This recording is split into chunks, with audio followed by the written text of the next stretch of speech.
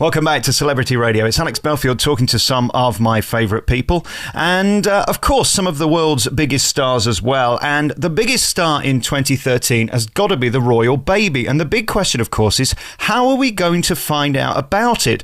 Do we find out on the news? Do we find out through Twitter or Facebook? And the lady who can tell us all about it is Jennie Bond. How are you? I'm very well, thank you. It's so lovely to talk to you. And of course, that's the big question, isn't it? Who is going to make the announcement? How are they going to do it? And how are we all going to find out? I mean, we know it's going to be on a board. That's the first thing, don't we? That's right. They're going down the very traditional route, which I think is rather great, actually. So when Kate has the baby, a handwritten or typewritten note, I think it'll be typewritten actually, piece of paper will be created at the hospital. It'll be signed by the doctors. It's a Buckingham Palace headed piece of paper. Then it'll be driven through the streets of London to the palace and put on an easel, and that will be put up just inside the gates so people can gaze through the gates and look at the announcement. So that's the way royal babies' announcements have been made over generations, and I think that's rather wonderful. It's lovely, but it is quite old-fashioned, because let's face it, if you talk to anybody under 30 today, especially if you go for dinner with them, they've got their phone in their hand through the whole thing, and they're just staring at Facebook and Twitter. So maybe they should open thebabyisborn.com or something and tweet from there. Well, it's not only young people, you know. I'm the same. I'm on Twitter and Facebook, and I do all that stuff as well. But this is what's interesting, actually.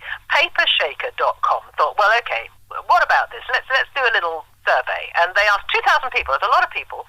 And 82% said that they thought making an announcement like this on Facebook or Twitter was, they said, crass. They thought it was a bit gimmicky. And they certainly thought it was impersonal. And a vast majority of people in their 20s and 30s, actually, 78% thought the same. What part are you going to play? Because let's face it, Jennie, you've been part of almost every big royal story since about 1837, haven't you? Ooh, 1988 actually is when I started, and I certainly never wanted to be a royal correspondent, wasn't remotely interested in the royal family, but here we are many years later, and I'm still reporting on them, writing about them, broadcasting about them, a very great deal of my time, even in the 10 years since I left the BBC. I spent a lot of time doing it. So yeah, I'm kind of booked up to be there, well, not actually at the birth, sadly, but outside the hospital or in studios, broadcasting, writing, etc. And it's lovely. It's a lovely feeling, actually, to be still part of that loop and be involved. But conversely, the great luxury of my life is that when great royal stories happen, I'm phoned and asked, and most of the time I say yes, but just occasionally, you know, I can now say, what, do you know, I'm a free lady and I'm busy. And that's just great feeling, it really is. What I love about you is you've got class and you've got integrity and you deliver every time. I just want to talk, if we can, a little bit about being a lady journalist, because there's so much talk about it and people having to be given opportunities now because once you turn 25, they don't want you on the telly anymore. I beg to differ. I mean, when I see you on the telly, I know you know what you're talking about. You're going to deliver. I think we're getting a bit fed up of 12-year-olds trying to pretend to be Jennie Bond, aren't we? Well, you know, it's very kind of you to say so. What I do think television should be is a reflection of society. So we don't want them all to be 20. We don't want them all to be 70. You know, we need a broad mix. And I think that, yeah, maybe I suffered a bit of discrimination. I'm not sure when I was reading the news, for example. I did get bumped off reading the news as I approached that sort of late 40s mark. Suddenly, you know, a younger model was brought in. But I think the tide has changed now, and I think it's a great time to be an older woman on television.